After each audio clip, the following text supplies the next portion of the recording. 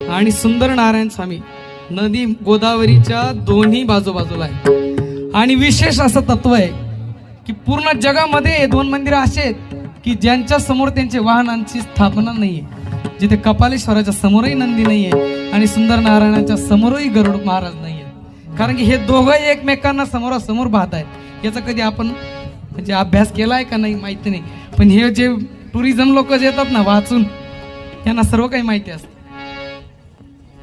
तर अशा ह्या दोघांचा आज उत्सव आहे। इकडून आपले सुंदर नारायण प्रभू निघतात, त्यांची म्हणजे ज्योती स्वरूप त्यांचा विग्रह निघतो, त्यांच्यासोबत त्यांची तुलसी माता निघते आणि हे इकडून जात असताना यशवंतराव महाराजांच्या पटांगणावर इथे थांबतात।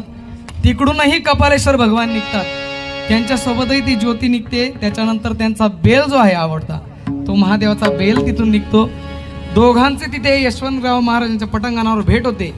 सर्वजण दिवाळी साजरी करतात, आतिषबाजी होते, मोठा उत्सव असा ब्राह्मवृंद साजरा करतात। आणि तो झाला की जे सुंदर नारायण महाराजांचा जी ज्योती आहे आणि जी तुलसी माता आहे ती सरळ पुढे जाते, कपालेश्वर महाराजांना भेटते आणि कपालेश्वर महाराजांपासून जे निघते जो बेल आहे तो सुंदर नारायण महाराजांना अर्पण होतो।